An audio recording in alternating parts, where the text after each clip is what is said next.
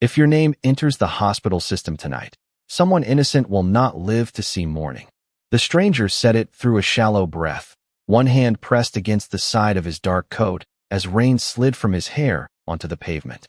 I had just finished a 14-hour emergency room shift at Harborview Medical Center, and every sensible part of me said to step back, call security, and let someone else handle whatever had followed him into the loading area. But I was a nurse before I was sensible. You need medical attention, I said. I need privacy. His voice was controlled, but his balance was not. He leaned against an abandoned black sedan beneath the yellow security light, watching the hospital doors as though they were more dangerous than the empty street behind us. Seattle rain struck the metal awning in steady bursts. Somewhere inside, an elevator bell sounded. I pulled my phone from my pocket. I am calling the emergency department. His eyes sharpened. Gray. Alert. Too alert for a man struggling to remain upright. Do not. You do not get to refuse help while collapsing in front of a nurse. I am not refusing help. He looked at my badge. I am refusing a record. That should have ended the conversation. It did not. The free clinic operated by the hospital was across the service courtyard, closed until 7 in the morning, but I had access because I volunteered there twice a week. No active patient system. No crowded waiting room. No curious staff. I told myself I was moving him only 50 yards. I told myself I could call for help if his condition worsened. I did not tell myself why I believed him. Can you walk? I asked.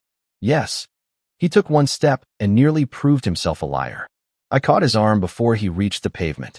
Even unsteady, he tried to pull away. Stop fighting me, I said. I am not your enemy. Something passed through his expression. Not trust. Recognition, perhaps, of a sentence he had not heard often. We crossed the courtyard slowly, beneath the cold white lights and the shadow of the parking structure. He never complained. He counted doors, cameras, and passing headlights instead. Inside the clinic, I locked the front entrance and guided him into an examination room.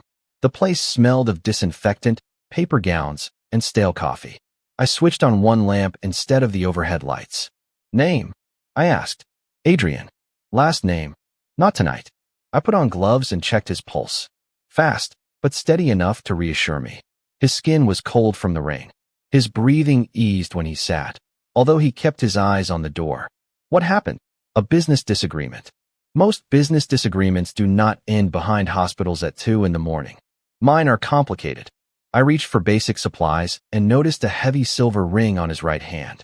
A dark crest was engraved across its face, worn smooth at the edges. He followed my gaze and removed it. You ask many questions. That is how medical care works. And if I answer, then I decide what treatment is safe. For the first time, the corner of his mouth almost moved. You always speak to strangers this way? Only the difficult ones. A car door closed outside. Adrian's expression changed instantly. The humor disappeared. So did the weakness. He stood too quickly and looked toward the frosted window. Red and blue light moved across the glass. Stay here, I said. That depends on who came. Footsteps approached the clinic entrance. Slow. Certain. A shadow stopped behind the door. Adrian caught my wrist, not painfully, but with sudden urgency. Listen carefully, he whispered. Do not trust the man wearing the gold badge. Then someone knocked, and a calm voice called my name. The voice outside belonged to a man who sounded as though he had never needed to knock twice. Miss Carter, this is Detective Owen Blake. I need to speak with you. Adrian released my wrist and stepped away from the examination table. His face had lost what little color remained, but his eyes stayed fixed on the door. Do you know him? I whispered. I know what he wants. The knock came again. I looked at the silver ring resting in the metal tray beside my gloves. The dark crest caught the lamplight. What does the gold badge mean? It means he serves whoever pays for the truth first. I did not know whether Adrian was warning me or manipulating me. I only knew that Detective Blake had arrived at a locked clinic before sunrise and called me by name. I moved toward the entrance. Stay here. Emily. It was the first time Adrian used my first name. I turned. Do not lie for me, he said. But do not give him my condition. That request made sense in a way the rest of the night did not. Patients did not lose their right to privacy because they frightened me. I opened the door only a few inches. Detective Blake stood beneath the awning in a dark raincoat. A gold shield hung from a chain near his tie. Behind him, A patrol car waited with its lights turned off. "You are working late," he said. "I volunteer here." His gaze moved past me into the dim clinic. "We received a report about an injured man near the loading area." "Then you should check the emergency department." I already did. Rain gathered along the edge of the roof and fell between us. Blake smiled politely. "May I come inside?" "The clinic is closed. That is why I am concerned." His eyes dropped to the damp marks on the floor behind me. Adrian's shoes had left a broken trail across the tile. Blake saw them. I saw him see them. "Are you alone, Miss Carter?" "I am not discussing any patient without consent." The smile remained, but the warmth left it. "That was not my question. It is my answer." For several seconds, neither of us moved. Then a radio sounded inside his coat. He stepped back and looked toward the parking structure. "Call me if someone tries to pressure you," he said. He handed me a card. Especially a man named Adrian Moretti. The name meant nothing to me then. The way he said it did. Blake returned to the patrol car and drove away without using the lights. I locked the door and hurried back to the examination room. Adrian was gone. The rear exit stood open, letting cold air move through the hallway. On the examination table, the paper sheet was folded neatly where he had been sitting. No message. No explanation.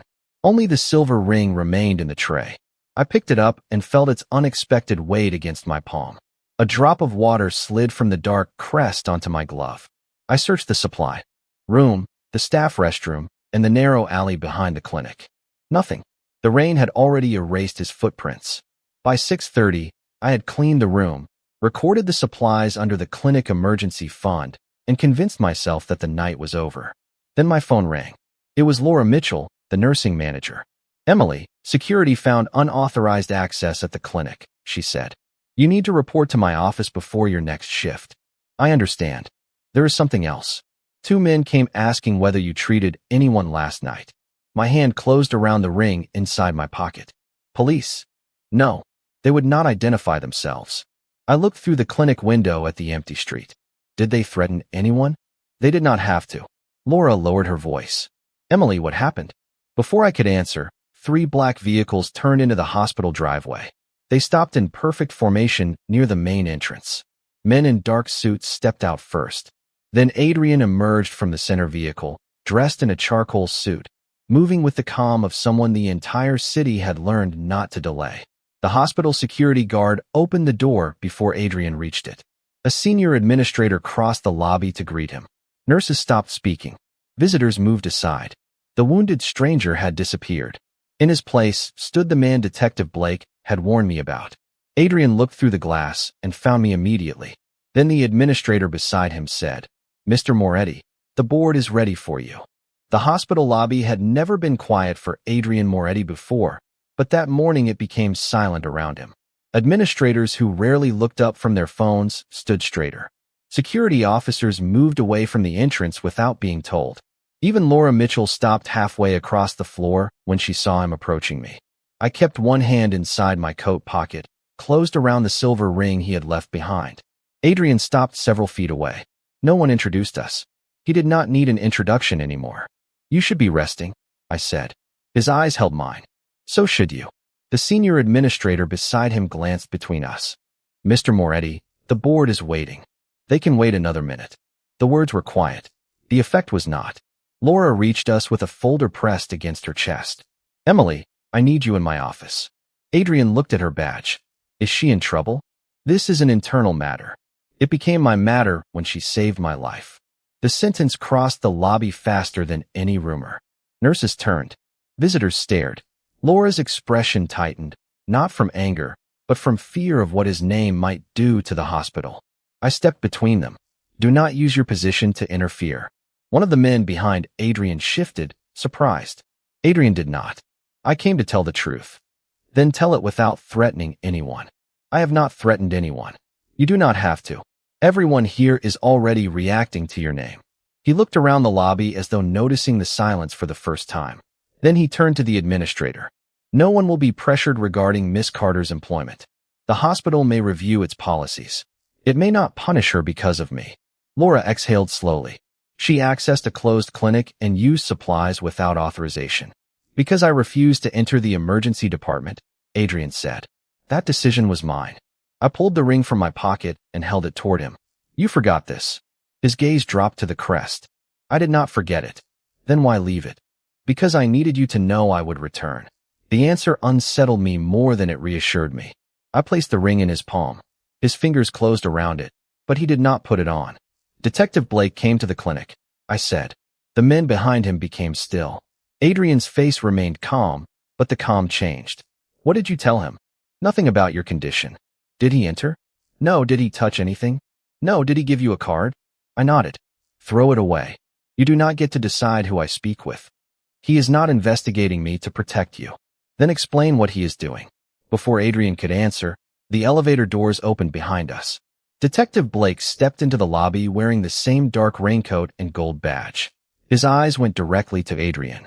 Then to me. Miss Carter, he said. I was hoping we could continue our conversation. Adrian moved half a step, not in front of me, but close enough that everyone noticed. She has counsel available if she wants it. I did not ask for counsel, I said. Blake smiled. Then perhaps you can answer one simple question. Did Adrian Moretti receive treatment in the clinic last night? The lobby seemed to lean toward me. I looked at Adrian. He gave no signal, no command, no warning. That mattered. I will answer questions through hospital legal counsel, I said. Blake's smile faded. That sounds like his language. No, it sounds like a nurse protecting patient privacy. Laura closed the folder against her chest. Detective, you will need to submit a formal request. Blake looked at Adrian one last time. People around you tend to make expensive choices. Adrian slipped the ring onto his finger. Only when men like you expect them to be cheap. Blake left without another word. The lobby slowly began breathing again. Adrian turned toward the boardroom corridor. Come with me, he said. Why? Because the board needs to hear who kept me alive. I shook my head. I am not becoming part of your performance. His expression softened by a fraction. Then stand beside me and make sure I do not turn it into one. The boardroom doors opened onto a table long enough to make every person seated around it look smaller.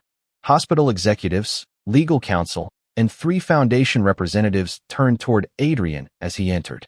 Their attention shifted to me only after they noticed I was walking beside him. I stopped near the doorway. I am not staying for the meeting. Adrian removed his coat and handed it to one of his men. You do not have to. Then why bring me here?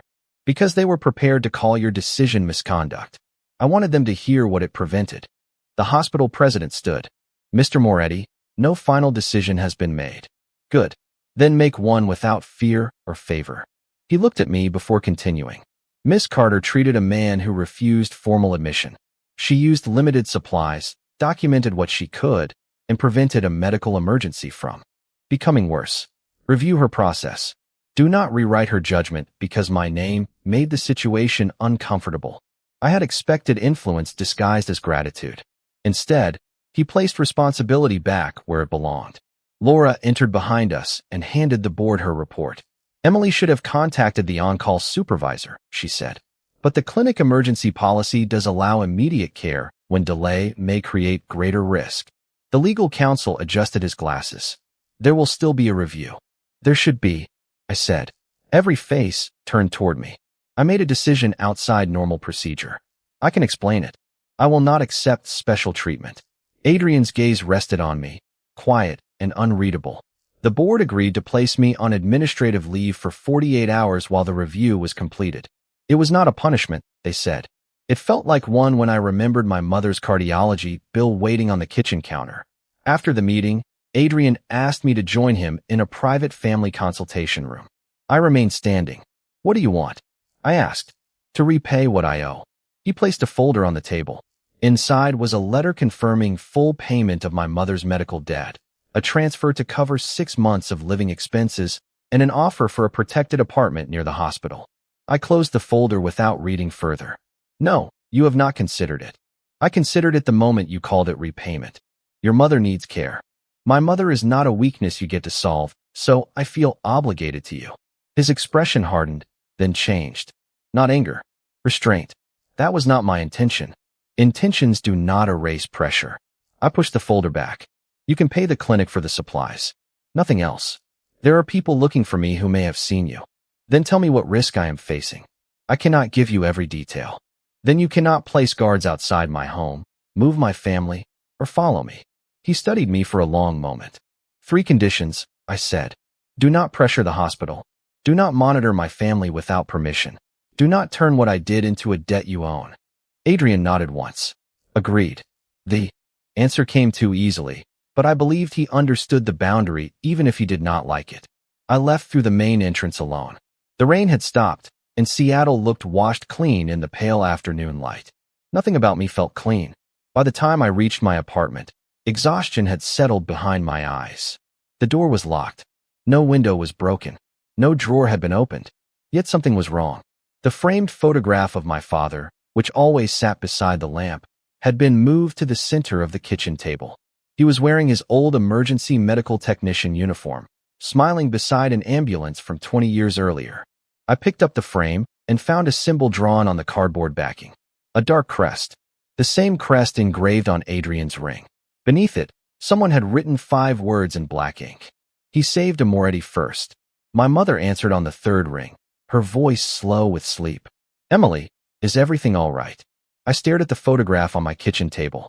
Did Dad ever know someone named Moretti? Silence filled the line. Not confusion. Recognition. Where did you hear that name? She asked. Someone was inside my apartment. Her breathing changed. Are you hurt? No. Nothing was taken. They moved Dad's picture and left a message. I read the 5 words aloud. My mother did not speak for several seconds. Then she said, "Come to the house. Do not bring anyone." I should have called the police. I should have called hospital security. Instead, I called Adrian. He answered before the 2nd ring. Where are you? My apartment. Are you alone? You promised not to monitor me. I am not monitoring you. His voice sharpened. What happened? I told him about the photograph. The line went quiet. Leave the apartment, he said. No, Emily. Do not order me. Tell me what it means. He exhaled slowly. Your father saved my life when I was 17. The room seemed to contract around me. You knew who I was the night I found you. I recognized your last name. And you said nothing. You were already in danger because of me. I did not want his history to become another reason for you to help. That was not your decision to make. I know. The answer came without defense. That made it harder to stay angry. Who entered my apartment? I asked. Not one of my people. How can you be certain? Because anyone working for me would know that touching your home violates the conditions you gave me. I looked at the photograph again. My mother knows something. Then do not go alone. I am not taking your men. Take someone you trust. 20 minutes later, Dr. Nathan Reed met me outside my building wearing jeans, a rain jacket, and the exhausted expression of a friend who had stopped asking why emergencies always found me. He drove us 6 miles north to my mother's small house in Greenwood. Margaret Carter was waiting at the kitchen table with an old metal lockbox beside her. She looked from Nathan to me. I said not to bring anyone. He is not involved. Nathan raised both hands. I am only the driver. My mother touched the lockbox. Your father worked a charity transport route before he joined city emergency services. One night, he treated a teenage boy who refused a hospital, just like you did. I sat across from her. Adrian. She nodded. Your father never told me the full story, only that the boy belonged to a family people feared. Why would someone leave that message now? Because your father saw more than an injured teenager. She opened the box. Inside were old photographs, ambulance records, and a sealed envelope marked with my name. He discovered that a medical charity was billing for patients who did not exist. Money moved through clinics, supply companies, and scholarship funds. Nathan leaned closer. Fraud. Worse than simple fraud, my mother said. Families were being pressured to stay quiet because their care depended on those programs. I opened the envelope. My father's handwriting covered 3 pages. He named Damian Cole, a businessman connected to the charity network. He also wrote that one ledger had been copied and hidden where neither Cole nor the Moretti family could reach it. At the bottom was one final sentence. If a Moretti returns, do not give him the blue box until he proves what kind of man he became. My mother stood and walked to the pantry. From behind a stack of canned food, she removed a small blue metal box. Before she could place it on the table, headlights swept across the kitchen window. A black car stopped at the curb. Then another pulled in behind it. Nathan moved toward the curtain. Who did you call? He whispered. No one. My phone vibrated. Adrian's name appeared on the screen. I answered. Do not open the door, he said. Those are not my cars. The second black car stopped beneath the streetlight, and 3 men stepped onto the sidewalk without rushing. That frightened me more than urgency would have. They moved like people who expected doors to open before they reached them. My mother held the blue box against her chest. Nathan turned off the kitchen light, and the room fell into the gray glow of the stove clock. How do you know they are not yours? I whispered into the phone. Because my people are 2 blocks away, Adrian said. I sent them after you told me about the photograph. Anger rose through my fear. You promised not to follow my family. I sent protection after someone entered your home. I should have asked. I did not have time. A knock sounded at the front door. Polite, almost gentle. Margaret Carter, a man called from the porch. We only need what your husband left behind. My mother closed her eyes. Adrian's voice came through the phone. Go to the rear hallway. There is a side door beside the laundry room. You know the house. I was here once, 20 years ago. That answer could wait. The knock came again. Nathan looked through the narrow window beside the pantry. There is a car behind the alley too. Adrian heard him. Then stay inside. My people are approaching from the north. No one opens anything until I arrive. Adrian, I am not letting this become a confrontation outside my mother's home. Neither am I. His voice lowered. Put me on speaker. I did. Miss Carter, he said to my mother. Is the box locked? She stared at the phone. Yes. Does anyone besides you know the combination? My husband did. Then whatever is inside cannot help the men outside tonight. The man on the porch spoke again. We know Emily found Mr. Moretti. We know the hospital clinic was used. Give us the box, and this ends quietly. My mother's hands began to tremble. I placed mine over them. No one is opening the door, I said loudly enough to carry. You are making this dangerous, the man replied. No. You brought danger to a nurse's home and expected fear to sound like permission. Silence followed. Then headlights appeared at the far end of the block. Another vehicle turned onto the street, but this one stopped 20 yards away. Adrian stepped out alone.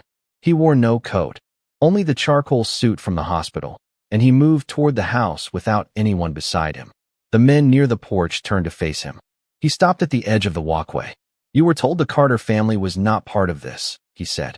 His voice carried through the closed windows. The man at the door answered. Damien Cole wants what belongs to him. Then Damien can explain ownership to investigators. You would involve authorities?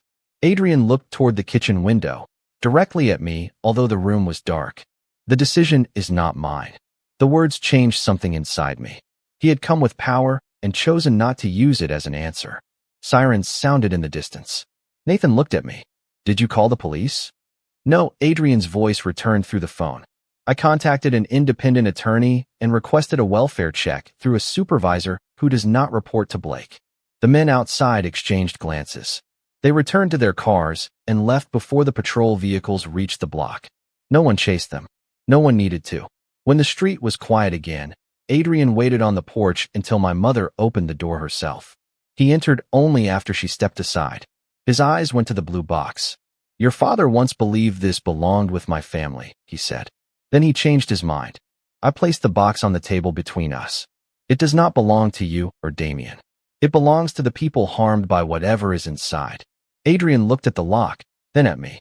What do you want me to do? Open it with us. Then give everything to independent counsel and the authorities. His jaw tightened. There may be records connected to my organization. Then they are examined too. The kitchen became silent. Power had reached the table and found no place to hide.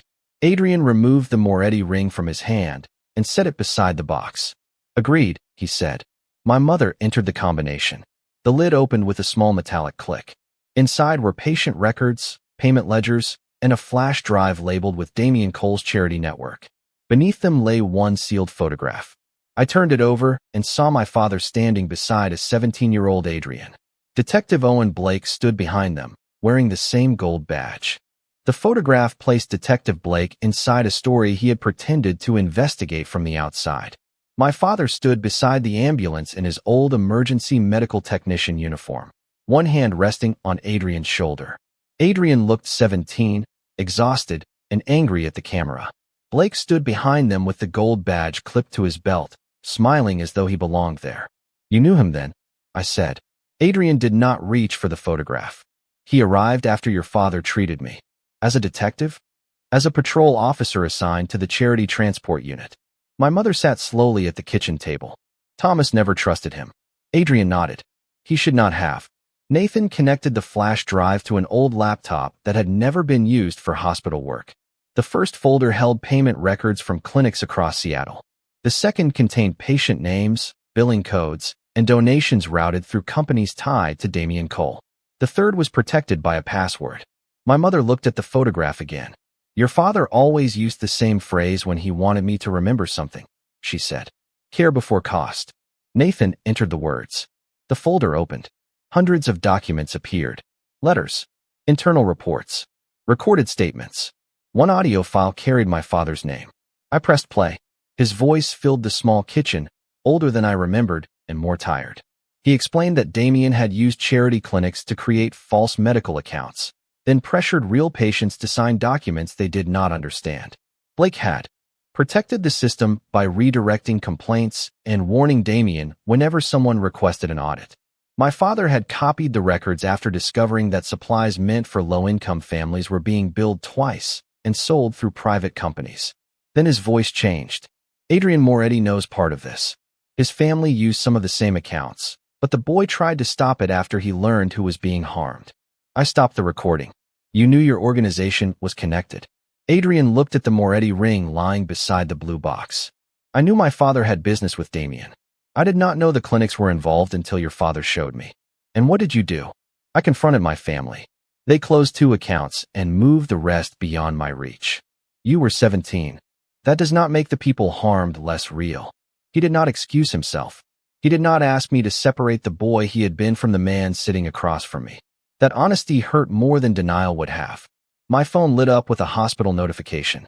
I had been suspended pending investigation for unauthorized access, theft of medical records, and suspected cooperation with organized crime. A second message followed from my mother's cardiology office. Her scheduled procedure had been placed under administrative review. Nathan read the screen and swore under his breath. My mother covered her mouth. Adrian reached for his phone. I can reverse both decisions before sunrise. No, he looked at me. They are using her care to pressure you. Then we exposed that. Emily, your mother cannot wait for a public argument. And she cannot live safely if every powerful man believes access to treatment is a weapon. His jaw tightened. What are you asking me to risk? I pointed toward the files. Everything connected to these clinics. Every Moretti account. Every donation.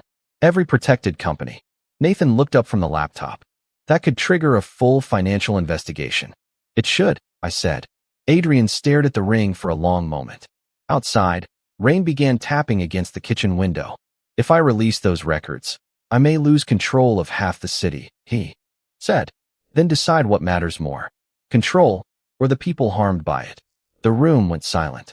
Adrian picked up the ring, closed his hand around it, and then placed it inside the blue box. Call independent counsel, he said. Give them everything. My mother looked at him. Even the records that implicate you? Especially those. His phone rang before Nathan could respond. Vincent Russo's name appeared on the screen. Adrian answered on speaker. Do not release the accounts, Vincent said. The hospital statement is already spreading. Let the nurse take the blame, and we keep the city. Adrian looked at me across the table. No, he said. We keep the truth. Vincent's voice turned cold. Then by morning, you may no longer be the man in charge. Adrian ended the call and pushed the blue box toward me. By morning, he said. That may be the first honest thing this city has taken from me. By 7 the next morning, every hospital executive who had ignored my calls was seated beneath the white lights of the main conference room. Reporters crowded the hallway outside. Legal counsel stood along the back wall. Families from 3 charity clinics filled the first rows, holding folders that contained bills for care they had never received. I sat beside my mother with the blue box on the table in front of us. Nathan stood near the display screen. Adrian remained outside the room. That had been my decision. He had agreed without argument. Damian Cole entered through a side door with 2 attorneys and the calm expression of a man who believed confidence could replace evidence. Detective Blake followed several steps behind him, his gold badge visible against a dark suit. Laura Mitchell called the hearing to order. Miss Carter, she said, you have been accused of accessing restricted medical records, removing hospital property, and cooperating with a criminal organization. I stood. I accessed no restricted hospital file. The records were preserved by my father before his death and kept in my family's possession. Damien leaned toward his microphone. A suspended nurse with personal ties to Adrian Moretti is hardly a reliable source. I looked at the families behind him. Then do not rely on me. Rely on the billing records, bank transfers, patient statements, and internal messages. Nathan displayed the first document. It showed a clinic charging for 12 cardiac consultations on a day the building had been closed for repairs. The next showed patient assistance funds routed into a company controlled by Damien. The third connected Detective Blake to payments labeled Community Security Consulting. Blake's face changed by less than an inch, but I noticed. Nurses notice small changes. That is how we know when something is wrong before a machine begins sounding. Damien folded his hands. These documents could have been altered. That is why independent counsel verified the original dates and digital signatures before this hearing, I said. A woman in the front row stood and described being told her son would lose access to medication if she questioned a bill. Another family presented letters demanding repayment for procedures that never occurred. Each story removed another layer of Damien's certainty. Then Blake raised his voice. Miss Carter is being manipulated by Moretti. She treated him in secret and now repeats whatever protects his organization. I looked toward the closed conference room doors. Mr. Moretti, I said. The doors opened. Adrian entered alone, without Vincent, without security, and without the silver ring. The room reacted before he spoke. Damien's attorneys stopped whispering. Blake lowered his hand. Adrian walked only as far as the witness table. Miss Carter asked me to appear after the evidence was presented, he said. I am here to confirm that Moretti accounts were connected to the charity network. Damien smiled for the first time. So you admit your organization benefited? Yes. The single word struck harder than denial. Adrian placed signed financial waivers and account records on the table. I have authorized an independent review of every related company, including those under my control. I have also surrendered decision-making authority over the Moretti Charitable Trust until that review is complete. A board member stared at him. You understand what that may cost you? Adrian looked at me, then at the families filling the room. I understand what silence already cost them. Blake moved toward the exit. Two investigators waiting outside stepped into the doorway and asked him to remain for formal questioning. No one touched him. No one needed to. The badge that had once warned people away no longer carried the room. Damien looked at me with open contempt. Who do you think you are to challenge institutions you barely understand? I placed my nursing badge beside the blue box. I am the person who stays beside the bed when men like you forget the patient has a name. No one spoke after that. Laura announced that my suspension was lifted immediately and my mother's procedure would proceed under independent oversight. But I barely heard her. Adrian stood several feet away, stripped of the symbols that had once made the city obey him. For the first time, he looked uncertain. For the first time, he looked free. 1 year later, Rain returned to Seattle on the night we opened the Carter Community Care Clinic. The windows glowed against the dark street, and the front doors remained unlocked until midnight for anyone afraid to enter a hospital under their own name. We treated service workers, undocumented families, students without insurance, and patients who had learned to associate medical bills with threats. My mother stood beside the reception desk wearing the blue scarf she had chosen after her successful heart procedure. Nathan supervised the volunteer physicians. Laura handled hospital partnerships.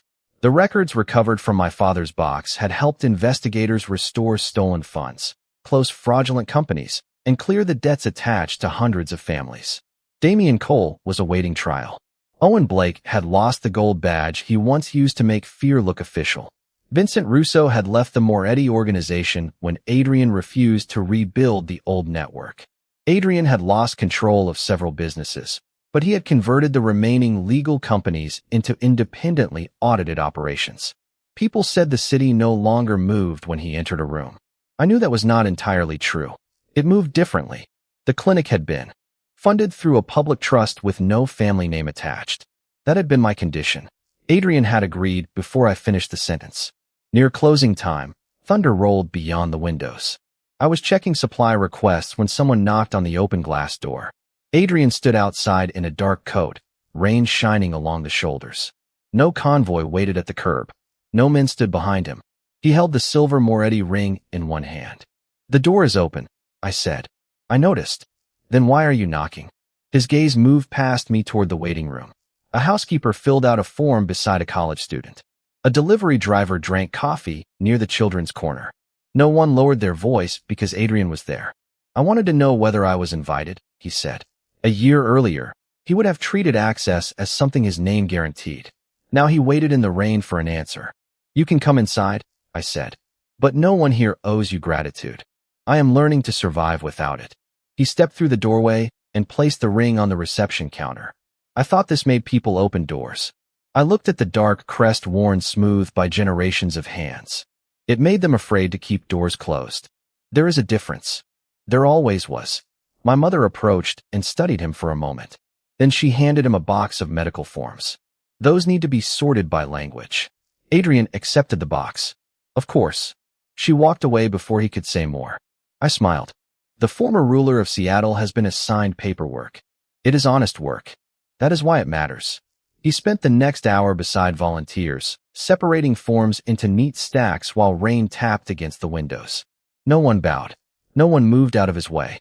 When the final patient left, I locked the medication cabinet and found Adrian standing near the photograph of my father displayed in the hallway. Beneath it, a small plaque read "Care before cost." "He saved me before I knew what kind of man I would become," Adrian said. "He gave you time. You decided what to do with it." Adrian looked at me. "And you?" "I did my job. You did more than that." I shook my head. "Do not turn me into the reason you changed. That choice has to remain yours." He nodded, accepting the boundary as he had learned to accept every honest thing. Then he picked up the ring from the counter and placed it inside a donation box instead of returning it to his hand. "What are you doing?" I asked, leaving behind the part of my name that required fear. Outside, the rain softened. Adrian opened the clinic door for an elderly man hurrying in from the sidewalk, even though we had officially closed. I watched him step aside and let the stranger enter first. I had saved his life in one night. He spent the year proving that the life I saved no longer belonged only to him.